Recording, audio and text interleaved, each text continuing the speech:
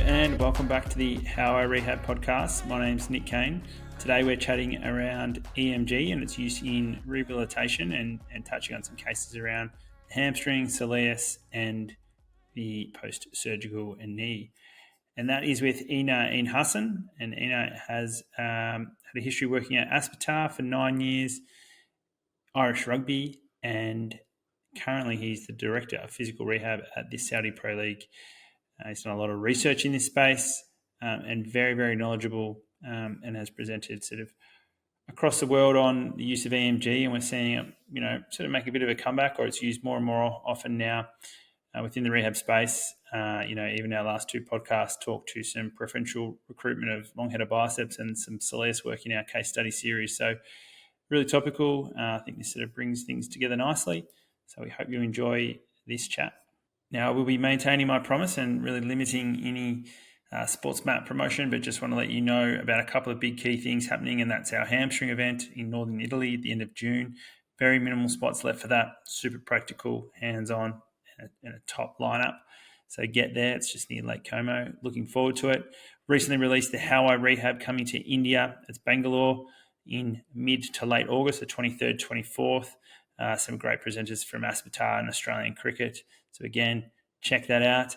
And obviously our masterclass platform that just continues to bring some tremendous content coming, likes of Brian Heiderscheit more recently, and some great stuff coming from Tim Roberts from the UFC around the combat fighters in the upper limb. So something to really open your eyes to. And that's it from me. Thanks to a couple of big supporters and sponsors on the podcast that we'll give a little shout out to throughout. That's H-Rig, Occlusion, Cuff and Iron Edge. So without them, makes the podcast a little bit hard, and you'll see that we're getting a lot more podcasts coming thanks to them. So please, again, enjoy the podcast. Thanks for tuning in. We look forward to getting more and more to you over the coming weeks. Einar, welcome to the How I Rehab podcast. Thank you very much. Very happy to be here.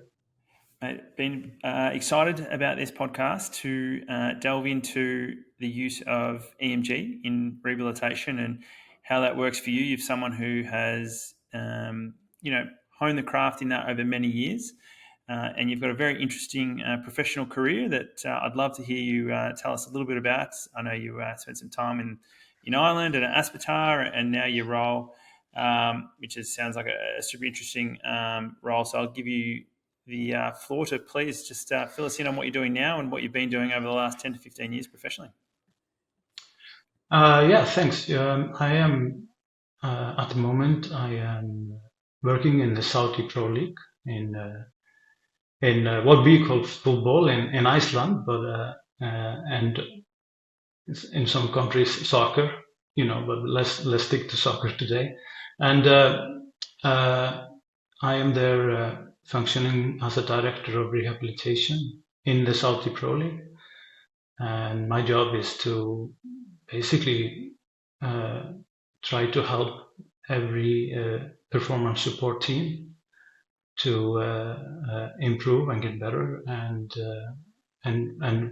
move from the levels that they are at the moment and look forward. And I do that with I'm part of a sporting affairs team that we have, some sort of like a technical team that we have here in Saudi Pro League. So working along data scientists, fitness coaches. Timothy Harkness is our lead in sporting affairs. He's a psychologist, and then we have on the other side people more in the football business like Michael Emanolo that they're looking at recruitment of players and transfers and so on. So everything is interesting, super interesting here. Yeah. Okay. And you were at Irish Rugby and Aspetar for a period of time? Yeah. So I worked in Irish Rugby for 2 years. That was really nice. I really loved my role there. Was working there as a specialist physical therapist or specialist rehab therapist, and I had the opportunity to use my EMG even more and did some work there a lot actually on muscle injuries, and worked in consultation, mentoring, and worked as well with the elite rugby players and the young rugby players. Just anyone that could use my service, sort of. Yeah. Okay. Mm. So Mm. obviously the EMG feedback and the use of that in rehab is largely our topic for today to delve into. And I guess that comes from partly, I guess I'm seeing it used more and more in clinical practice. It's maybe getting a bit more accessible. And, we had Fergal on the podcast a couple of sessions ago talk Mm. around hamstring activation, for a better word, in long-handed biceps post-injury and maybe the sequelae of inhibition there and what that means for us. Mm. So I guess, can you fill us in on first of all, what EMG is, what it is for you, and why is it helpful for us in rehab, and how it can become part of our clinical reasoning as practitioners? Yeah, absolutely. I'll do my best to do that. I started to use EMG soon after I graduated, actually, with like the thought technology, the small units, the EMG biofeedbacks. If you guys remember, you put them on the vastus medialis obliquus, and you listen to a sound and you try to increase the sound, etc. So I would say, for me, my expertise is in the EMG biofeedback, but I've also taken part in research in Aspetar in particular. I worked in Aspetar for 9 years, and this was a big part of both our research and also our implementation into rehab scenarios. For me, I just when I look at the signal, I understand that the signal is the representation of the brain. Basically, the brain is telling me what is happening in relation to my stimulus. Also, so this is a big part of my clinical vision when I work with athletes or just anyone. I might have a hypothesis, and I think this exercise is going to be good to activate the lateral hamstring or the quadriceps or whatever, and then I'll check it out. If my plan is actually working, is it doing the things that I want it to do? And I think when people start to use CMG more, it will happen to them the same as happened to me. I'm like, why is this not happening? Why is the world not like that, black and white? And it's not in physical therapy, not at all. So then I would actually try different things or different maneuvers to get things going. So this is especially when we look at inhibition. So I think if we think about one area where it's super important, it's the inhibition. So it can help us to find the inhibition, and it can also help us to work with the inhibition. And Okay. I hope that So we're going to break down, I guess, how we might use that in a hamstring or a calf issue and touch on a little bit in an ACL rehab. And I guess, it's funny around biofeedback. When I was in university, we used this little machine, and you contract your muscle and it makes a noise. What are we using now? Like, I know we're using a little bit more improved technology within that space. What are we using? And if I want to go and get one of these, what product am I going to go and purchase that you would recommend? yeah. Okay, yeah. So I think we are using now more visual based biofeedback, and we need to remember that the vision is super strong organ, and probably one of the strongest perception organs that we have. So it actually gives us another pathway to the muscle. So it's an external influence to the muscle through a different pathway to understand for the brain. Okay, did I actually am I able to send the signal to the muscle, and did I get it going? And or do I need to up train another muscle, etc. So that's why that is important, and most of the, of course, with a lot of technologies now. I used to put this on a big screen and move around the gym and be able to look and even the athlete as well, look at the signal and think about what is going on. And in that scenario, you have you're not only talking to the brain of the athlete, you're actually getting information yourself. And this is why I had a lecture that I called Talking to the Brains, not one, but both. And I've actually seen athletes understanding something actually on a subconscious level, because we are able to provide an external stimulus that actually we think, okay, I think this might work. And we see the change on the EMG before the athletes actually realize that things are happening, positive things are happening. And I say that is the best change that you can get, because then you actually you can learn on a cognitive level, and you can learn also on a subconscious level with your body. And then I say you actually learn this with your body, and that is a stronger how do you say results for us. So and that is, and now I'm maybe going out of context. So let's put this into context. Is what do you want to do with the EMG is the question that you want to ask yourself. So if you work in sports rehabilitation, you want a system that works really well there, and you can have the display and you can have the signal. You could have a phone or an iPad or something like that, and the price is going to be reasonable. And you have to look at few things. You have to look at signal to noise ratio is what we call how clear the signal is. As a physio, you need to look at that. You need to look at sampling frequency. It has to be double 500 at least. 500 hertz is the upper bound, and because you need to recreate the signal, the engineers, they need to recreate it. And in signal processing, you have to there is something called Nico's theorem. It has to be twice the amount of collecting signal that you get in to recreate it properly. And some people would say that it can go up to 700 hertz, and then you have to understand, okay, I need 1500. And so that is the quality that you're looking for. Now we know how topical hamstrings are, and they're the greatest cost and burden in sport to injuries. So it's really worth having all the right technology and equipment, and therefore recommend you checking out HRIG. It's a tremendous tool for developing isometric strength, assessing strength, and using it in both prevention and rehabilitation. Developed by Martin McIntyre, who's done a PhD in hamstrings, and well worth you looking into getting that into your clinic or sporting clubs.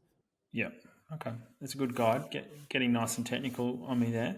I'm going to swing us back to, I guess, trying to bring it into a clinical scenario. And I know we touched on hamstrings, but we won't just sit solely on hamstrings because we've covered it a bit lately in our podcast. So if we're using EMG in a hamstring or a soleus-based rehab, can you give us an example here, of a past recurrent hamstring or calf injury or a post-operative injury, Sure. And explore the potentials and reasons for using EMG.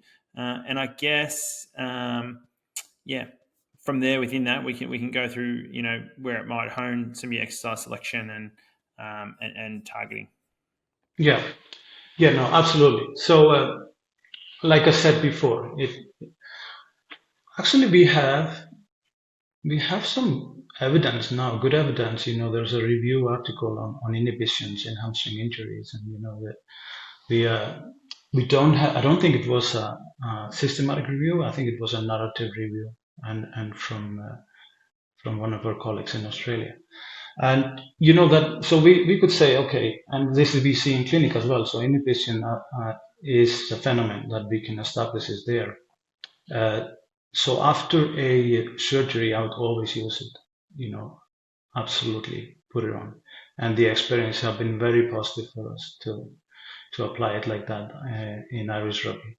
Also in the injuries at higher grade, absolutely put it on and help us there. And why do I say this? And this is because it has been also established that pain does interfere with recruitment. So we are actually working against that, and then the EMG will help us. It will guide us on what is optimal training here, what is optimal activation. Am I doing too much? It's funny enough. Look, if you want to progress an exercise, and I've seen this many times, let's take something simple. You're doing a bridge protocol, okay? And you're supine, and you want to do, you're in mid-range, and you're comfortable there, and you see the activation of the lateral versus medial. It's probably maybe a little bit medial biased or equal in that position, and then you go out to outer range and you want to get the lateral in. Well, it might not work. You might actually get more medial in that, and then you can think, well, is that good? Probably not. I should not progress it actually, because I wanna stay in and where it's safe, and it's not really working. I didn't get lateral in, which was the injured muscle in this case. So I just supporting the medial to work harder. And then this is where I say, look, put the EMG into a context. It's always, it always has to be in a context with some other signals that you get. And so you could see other signs. You could see tightness on the medial hamstring, tightness on the adductors. Okay, well, they did not get injured, but it's clearly what they're doing. They're trying to take over the exercise, aren't they? And so this is my concern with muscle injuries, and this is one of the things that I actually had a chance to work on a bit more in I Rehab than in Aspetar. I was working more with ACL or with just, I was a foot and ankle specialist there. So when I came to I Rehab, I had a chance to sort of work more with it on hamstrings in training, that is. Yeah. All right. So I guess, and in that context, if we're saying, where have you used biofeedback and versus me asking you where you're feeling it, or what do you think is preferentially recruiting versus using EMG? I guess from your experience, what difference do you see there? Are you picking a lot more up with biofeedback, or is it just a little bit, or is that relying on the subjective reasonably accurate at times? Yeah, so, well, what we can do with palpation, I think we also have to sort of try to establish what we can do with palpation. And because I heard physio says, I'm measuring timing, and they put their hands on people. And I'm sorry, you cannot measure timing with your hands. It just happens faster than that. It happens in 50 milliseconds. So there is no chance you can measure time. So let's establish that and just recognize that we're not able to do that. Can you measure quality of a contraction with your palpation? Yes, I think you can. That's what we are trained to do, and I think we can do that. So that is what we can get from the palpation. Can we measure the interaction between the muscles and the symmetries all at the same time? I think that's super hard. You just need the EMG to see that. And so what I do in these situations is my first part of my training is not strength training anymore. It's neural training. I'm actually training the nervous system. And every time we train, we're actually training the nervous system. But what I'm trying to work on here is the neural recruitment, the pathway. I'm trying to make the pathway stronger, and I would select exercises where you bias the lateral hamstring. In this case, that is, you telling your brain, I want you to use lateral hamstring more than medial hamstring. So this is my exercise selection. And it's kind of like the SAFe principles. Do you remember the SAFe principles? It's a specific adaptation to specific adaptation to imposed demand. Okay, and you think about the words. Well, they tell you everything, don't you? This is what I'm doing because my adaptation. I'm looking for a specific adaptation to the imposed demand. So trying to create imposed demand where you have to adapt to. And so and this is what I do. I do this. This is how I use the EMG in these inefficient scenarios. So I imagine in this Yeah. situation, it's something that you would start early because you're not looking for high load activities. So you'd start that relatively early post the rehab in with your neural drive. Yeah. Where can you just, before I sort of delve into a bit more of a case, can you talk me through, I guess, how high EMG activity, so an exercise with really high EMG activity, let's call it lateral biceps, doesn't correlate necessarily with high work or output within that hamstring, where I Yeah. think, and you can please talk me through it because I'm not all over it, but when the research has shown things like an exercise that has high EMG activity in biceps, let's call it an RDL or something of that nature, Yeah. and how it's not, always consistent across different individuals. Yeah. No. This is a very interesting question, and again, it's super important that we understand how the EMG works, and so there is the picture that I have in my mind where we do an isometric contraction, and we can see the EMG is linearly related to force or strength on that picture. But if we look at those that are weak, we also see they will have high EMG compared to those that are strong. They will have low EMG. And because we're both working against the same force, let's just say that we're holding 10 kilos in your arm, me and you are obviously stronger than me. You're going to use less EMG than me because you don't have to use more. I'm weaker. I need more. So I'm going to ask the brain, give me more. And the brain will do that. It will, you fire with more, how do you say, cells, right? Muscle cells. You fire more. You get more in, get more recruitment and more activation. So who is better, me or you? Well, you are obviously better. So EMG doesn't measure that, it measures efficiency. That's really what we should be looking at. And so higher is not always better. That's what I'm saying here.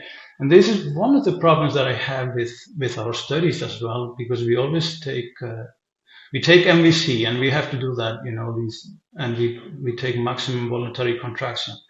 But if we are both part of the same study, okay, we're in the same study group, and you're more efficient than me, and then we say this is the baseline, and then we do some exercise, and we correlate to that baseline.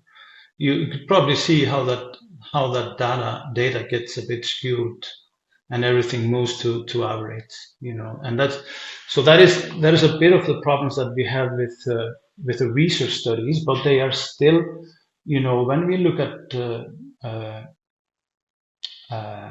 injured athletes or injured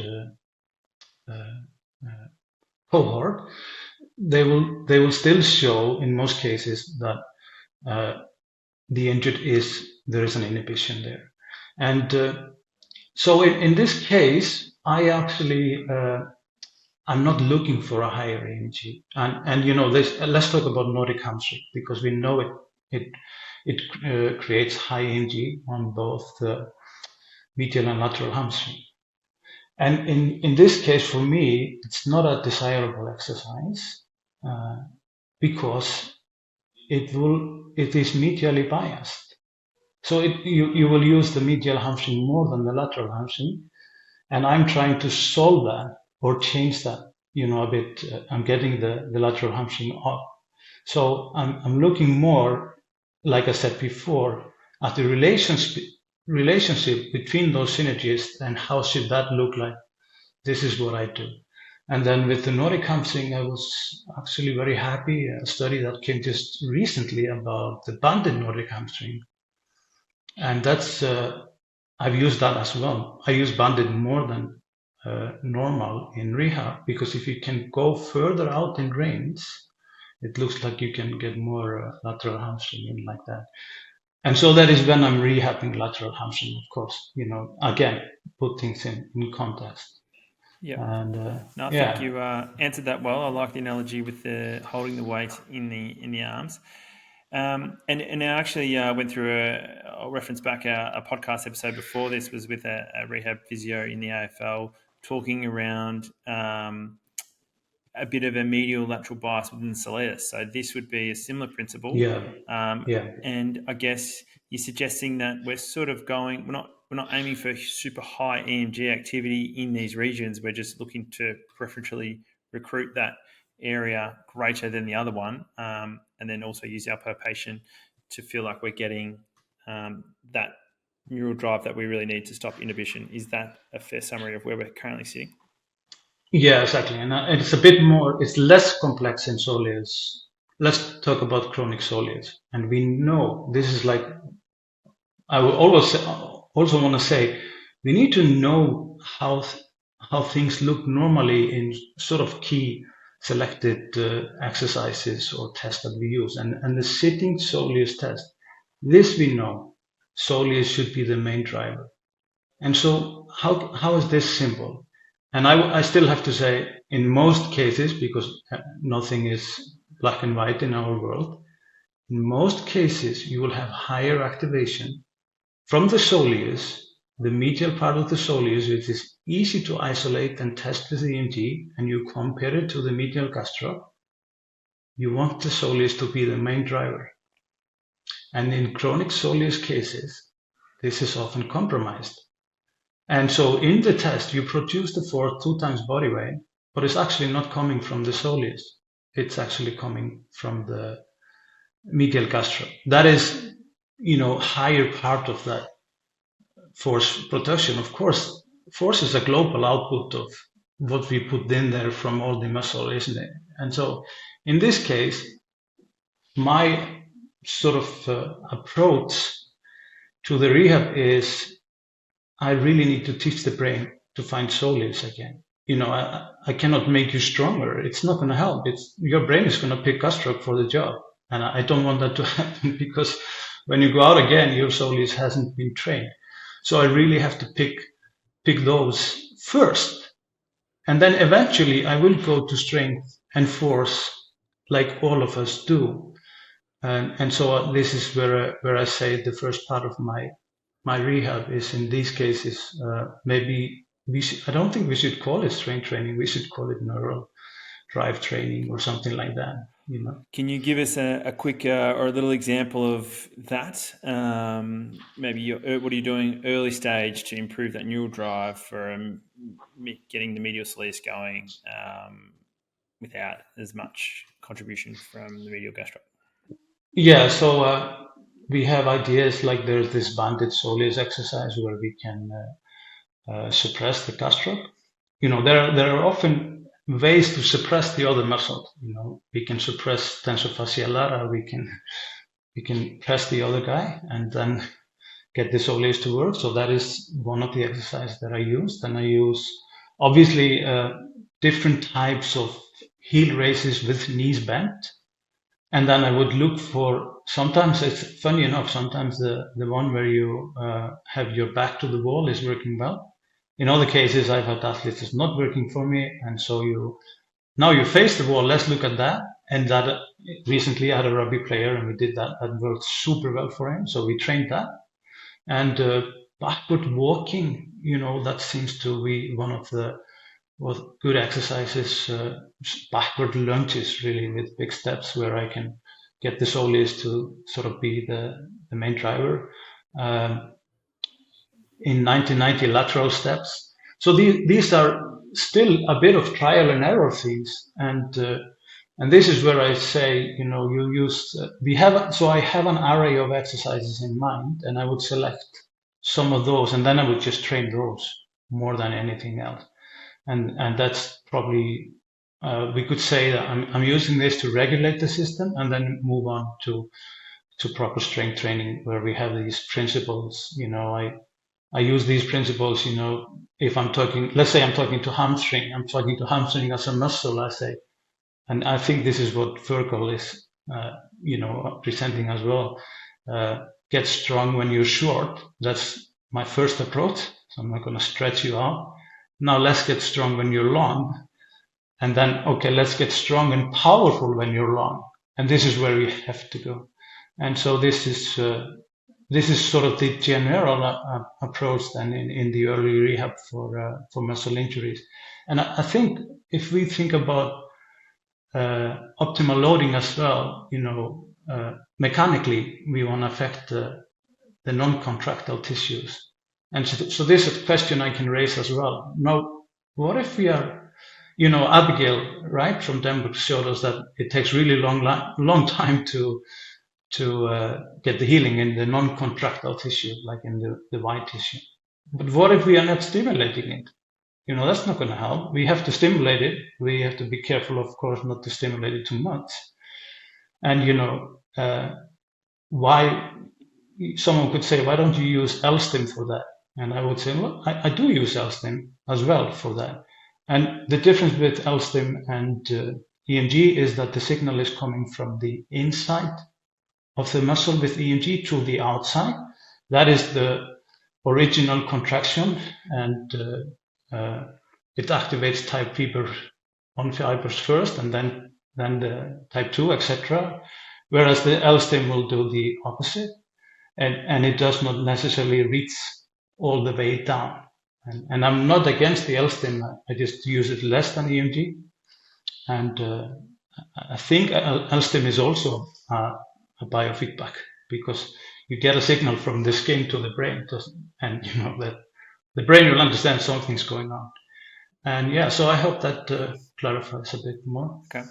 Well, that was largely my next question, which was great. So you've covered that around, obviously, do you combine this biofeedback with some other modalities that we have available to us? So electrical stimulation was one, and you've answered that. And then, if I'm trying to, do you use it? I guess the other two adjuncts I was just going to throw in the mix, blood flow restriction training, if you're trying to get a certain adaptation. And then secondly to that, or separately to that, do you ever look at like some of the MRI patterns where you're seeing the muscle work within that when they're out sprinting and running? Are you looking at any adaptation within that, and how that correlates with your findings on the biofeedback? So as an example, maybe they run a lot and they get a greater DOMS edema looking appearance in their medial hamstrings, and then you're seeing that regularly with EMG, and how do you go about changing that? So that's probably a far-fetched question, but I'll leave that with you. Yeah, well, I have to have great access to the MRI, and that's different, in Aspetar that was, next door, and in our view it was not, and I think those are so different. I'm a physio, I'm a clinician, so I'm basically looking much more of things that are in front of me at the time. I've seen those studies as well, and I think they're super interesting as well. If I want to look at sprinting, I need a better system. I didn't get that early on. Then you have to think differently, and if you look at my studies and other studies, you need a system with an accelerometer if you wanna look at sprinting or jumping. Or my last study on ACL was repeated jump cycles, and you use the accelerometer to create the event when the foot is down, and you create what is called the cyclic EMG. I call it cyclic EMG. And it's kind of like a gait cycle, but it could also be a jump cycle. We created a jump cycle as well, and that's a good way to look at these repetitive movements like running, etc. And there are patterns that are recognized when you run and when you jump, etc. More and more studies coming from these patterns, and we can see also that, for instance, a recent study that I read on sprinters, that lateral hamstring is super active in the stance phase, as well. I think we heard too much that we always get these hamstring injuries in the swing phase, and then actually when we looked at injuries in rugby, we found out that's not the case, and I don't think it's the case in soccer anymore. But in sprinting, of course, it is. But so it's we have to look deeper into that, And yes, your question was maybe can you use and identify differences from the EMG that will tell you that the muscle might have fatigue, etc. And yeah, there are ways to look at that as well. And then you can say, if in a simple way, when we talked about the efficiency, and then I'm like, Nick, yesterday you used 100 microvolts to hold those 5 kilos. Why are you using 200 a day? I mean, did you get weaker? For instance, something like that, very simple.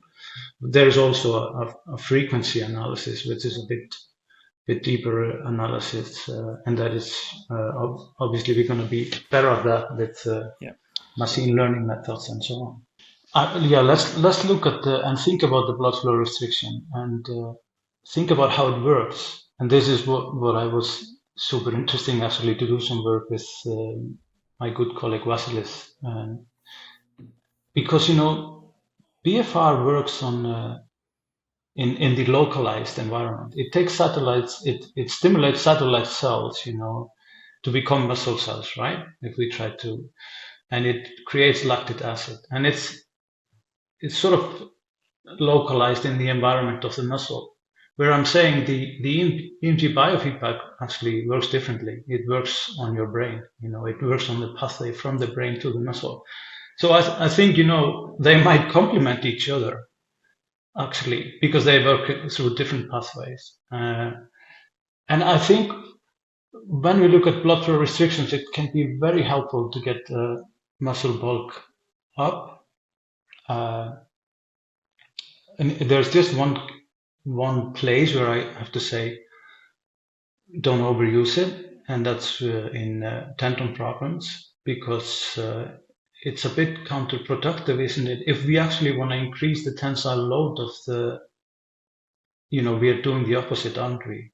With blood flow restriction, it's super useful in early rehab because we get the muscle going, but we're trying to protect the load on the joint and the tendon in these cases. So in tendinopathy problems, I would then investigate, is the recruitment compromised? And I see the BFR can sometimes help with, it can reduce the pain somehow, and we get the recruitment up.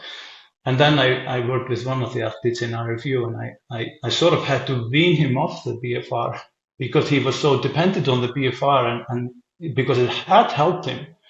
But it wasn't really, it was in this case stopping him from progression.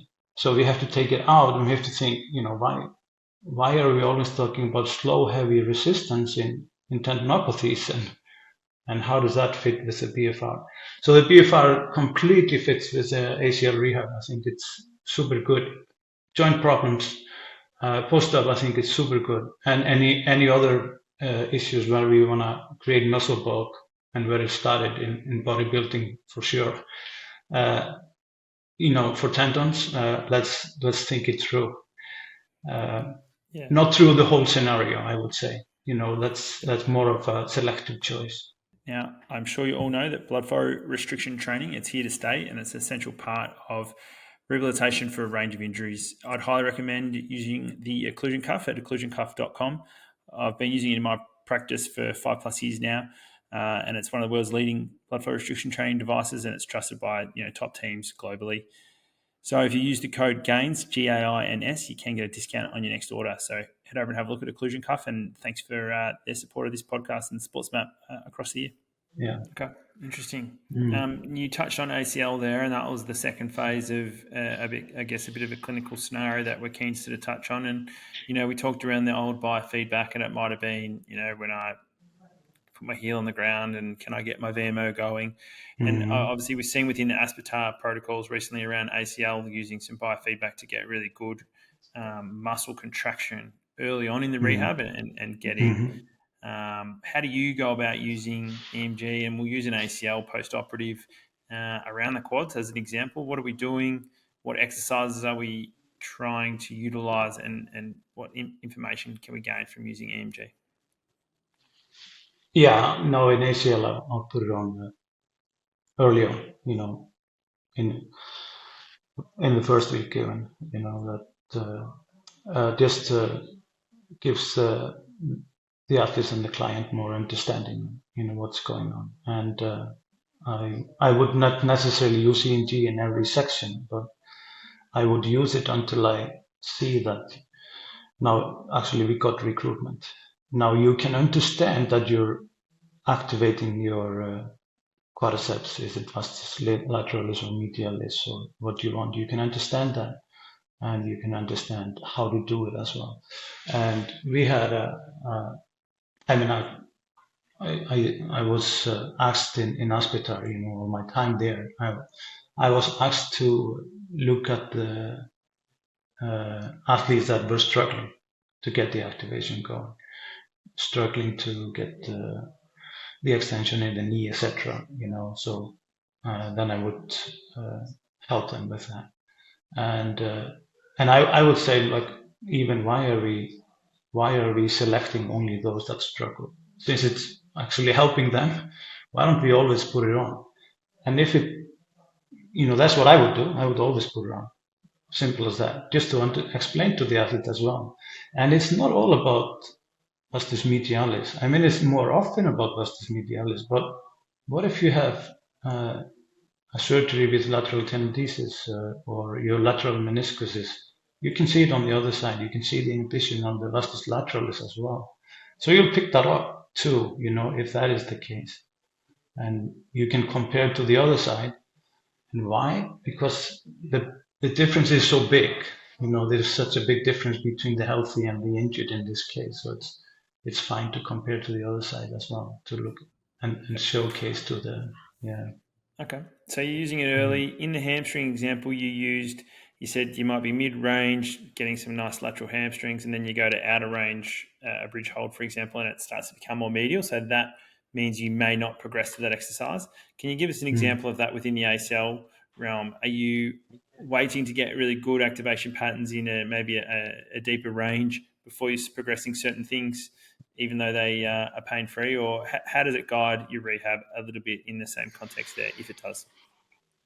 Yeah, so I worked with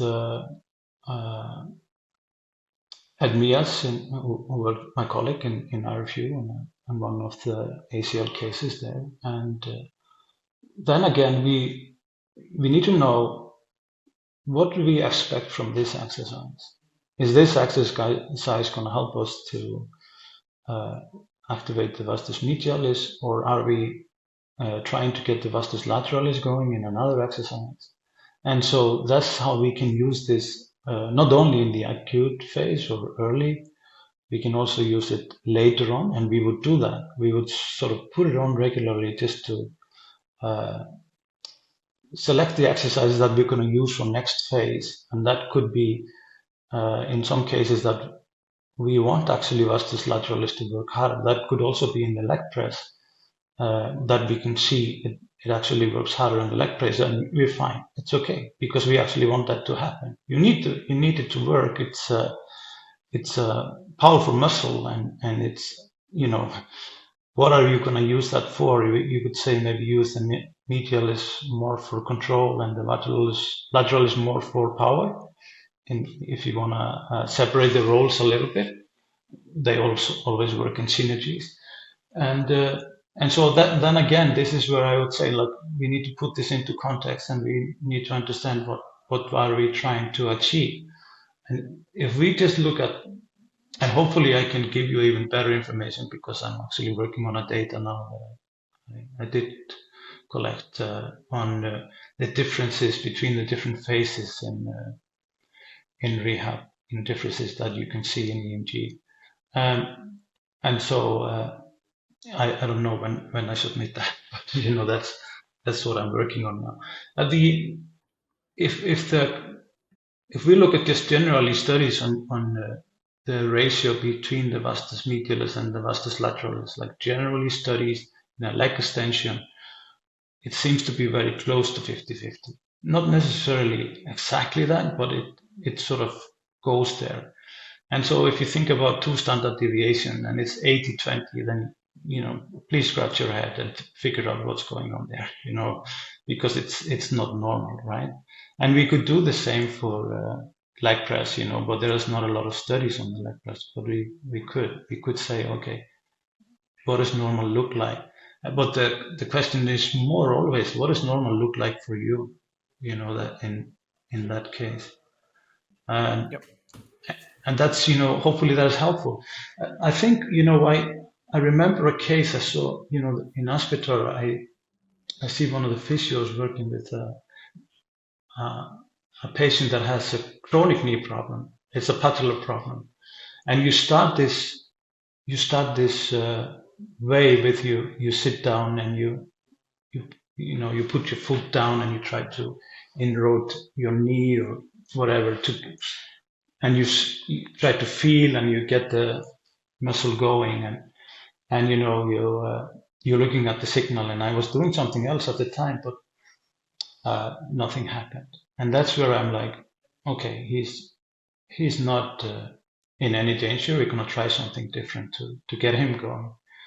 And because you always think that you have to go from the easiest to the hardest, but I'm saying in some cases that's maybe not necessary. Like I said, it's chronic. So I asked him to drop, these exercises that we often use, when you drop.